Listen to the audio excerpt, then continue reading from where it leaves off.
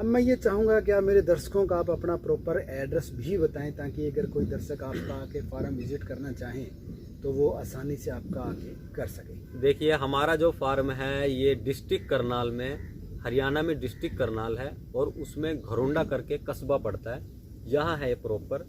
आप इसे गूगल पे भी सर्च कर सकते हैं, राणा ड्रैगन फ्रूट फार्म करके। नमस्कार साथियों, मैं हूं संदीप और आप देख रहे हैं अपना मनपसंद यूट्यूब चैनल, जिसमें सभी साथियों का एक बार पुनः स्वागत है। आज की वीडियो में अपने बात करेंगे ड्रैगन फ्रूट के ऊपर।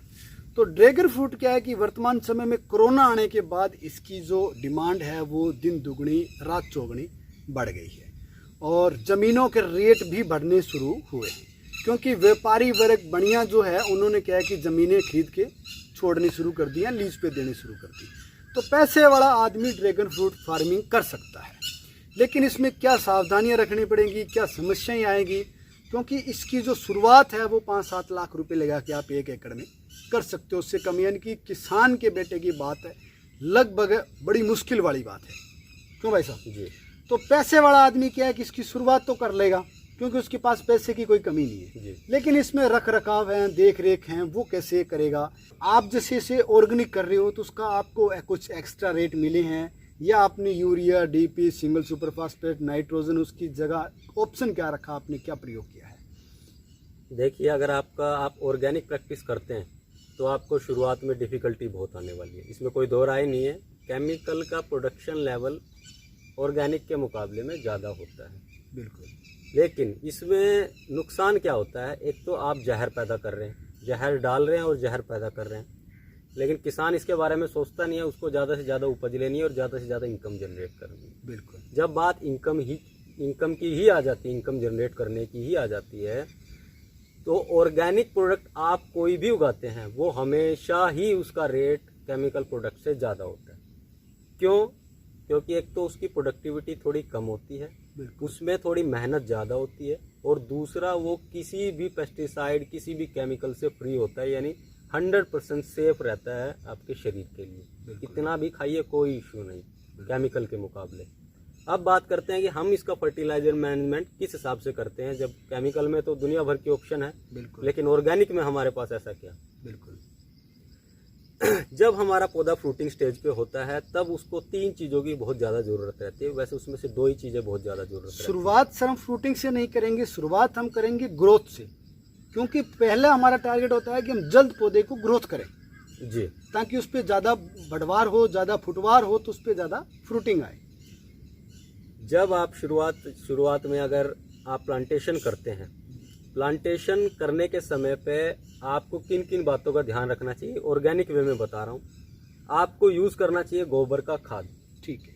अब हमें कंसंट्रेट करना है उसकी रूट जोन को और आगे डेवलप करने का। ठीक है। जितनी ज़्यादा जड़ें मजबूत रहेंगी, जितनी ज़्यादा जड़ें फैलेंगी, उतना ज़्यादा पौधा न्यूट्रिशन लेगा और उतनी ज़्यादा पौधा ग्रोथ करेगा। बिल्कुल। तब हम ऑर्गेनिक वे में क्या करते हैं, ऑर्गेनिक वे में हम उस समय पे यूज़ करते हैं ह्यूमिक एसिड। ठीक है। आप बायो के भी प्रोडक्ट यूज़ करते हैं, केमिकल नहीं होता है। बायो और ऑर्गेनिक एक दूसरे के पूरक ही हैं। बायो प्रोडक्ट जो होते हैं वो लैब्स में बनाए जाते हैं, ऑर्गेनिक प्रोडक्ट जो होते हैं कम्प्लीटली वो हम अपने घर पे बना सकते हैं या फार्म पे बना सकते हैं। ठीक है। हम क्या क्या चीज़ यूज़ करते हैं उस समय पे सबसे ज़्यादा पौधे को ज़रूरत रहती है, यानी प्लांटेशन के 15 से 20 दिन या 10-15 दिन के बाद में जब आपको नया सूट दिखाई देने लगे, उस समय पे हमको रूट डेवलपमेंट का काम करना होता है, यानी कि जड़ों का विकास करने जड़ों का ज़्यादा से ज़्यादा विकास करना। उस समय पे हम यूज़ करते हैं ह्यूमिक एसिड। ठीक। कौन सा ह्यूमिक एसिड? 12% कंटेंट वाला, 12% वाला। ठीक है। आप इसके ऑर्गेनिक वे भी बहुत सारे हैं, ऑर्गेनिक वे में भी काफ़ी सारे आप यूट्यूब पे वीडियो देख सकते हैं कि ह्यूमिक एसिड घर पे कैसे बना सकते हैं, अगर कोई पैसा नहीं खर्चा करना चाहते।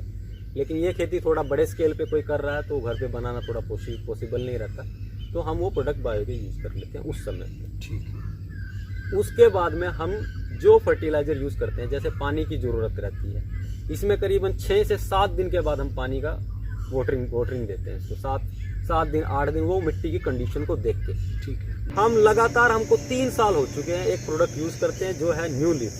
ठीक है। इसके अंदर सभी माइक्रो न्यूट्रेंट और सभी प्राइमरी न्यूट्रेंट बराबर मात्रा में मिक्स हैं। यानी पौधे को अपने फ्रूटिंग स्टेज में जिन भी पोषक तत्वों की जरूरत रहती है, माइक्रो न्यूट्रेंट के अंदर भी बता रहा हूँ, जिन भी प्राइमरी न्यूट्रिएंट और माइक्रो न्यूट्रिएंट की जरूरत रहती है वो इसके अंदर प्रचुर मात्रा में रहते हैं। और इसका बेनिफिट ये रहता है कि एक बार में डिजोल्व नहीं होता।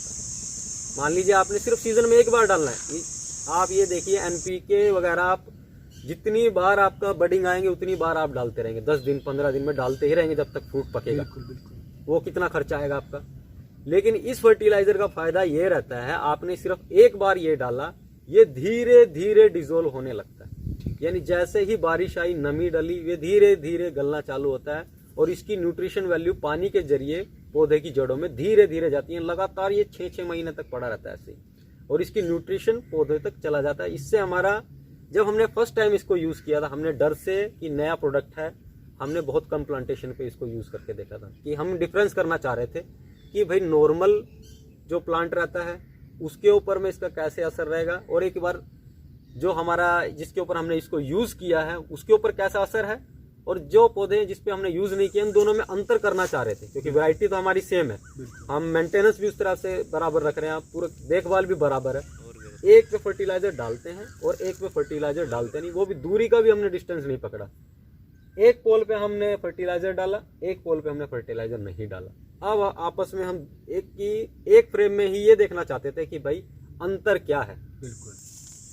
जिस पोल पे हमने ये फर्टिलाइजर यूज किया, इसकी मात्रा भी निर्धारित होती है। देखिए, अगर आपका पौधा साल भर का है, 1 साल का है, और ऐसा नहीं कि खाली ये ड्रैगन फ्रूट पे ही काम करता है, ये किसी भी फल के पौधे पे काम करता है। ठीक है। हर फसल के, और हमने एक्सपेरिमेंट के रूप में हर फल के पौधे पे इसका इस्तेमाल भी करके देखा है। हमारे यहाँ चीकू का पौधा है, हमारे यहाँ नींबू के पौधे हैं, हमारे यहाँ आम का पौधा है, हमारे यहाँ अमरूद की 3 से 4 वैरायटी है, हमारे यहाँ नाशपाती है, आलू, यानी हर तरह का फ्रूट का पौधा हमारे फार्म पे लगा हुआ है, और हमने हर तरह के फ्रूट के पौधे पे इसको इस्तेमाल करके देखा। तो आपने कंपनी कौन सी बताई जो? ये न्यू लीफ करके फर्टिलाइजर है, ये 100% ऑर्गेनिक, इवन सर्टिफाइड, जो लैब की टेस्टिंग रिपोर्ट है वो भी आपको साथ में देते हैं ये लोग। ठीक है। कहाँ की है ये कंपनी? ये गुजरात बेस्ड कंपनी है। आप इसको प्रोडक्ट एक बार यूज जरूर करके देखें। मैं ये नहीं बोल रहा कि ज़्यादा यूज़ करके देखें, लेकिन आपको अंतर पता चल जाएगा इतना। ठीक है, हम किसान हैं, हम कोई ऐसा नहीं है कोई प्रमोशन के लिए कोई चीज़ बोल रहे हैं। इवन हम इसके 3 साल से यूज़ कर रहे हैं, और हमारा जो चैनल है किसान मित्र, उस पर हमने इसके प्रैक्टिकल, अगर आप देखना चाहते हैं अंतर दोनों का, कि अंतर क्या रहा, तो आप वहाँ जाके वो अंतर भी देख सकते हैं। उसका एक डेडिकेटेड वीडियो बनाया आपने दोनों का अंतर पे। ठीक है।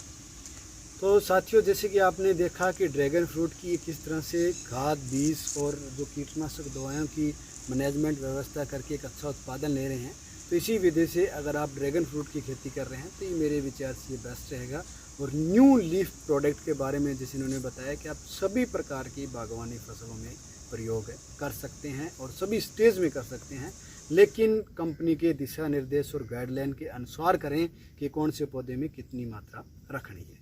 बाकी वीडियो आपको पसंद आए तो अपने दूसरे साथियों के साथ शेयर भी जरूर करें, और कोई आपके मन में क्वेश्चन, सवाल, शंका हो तो आप कमेंट कर सकते हैं। धन्यवाद साथियों।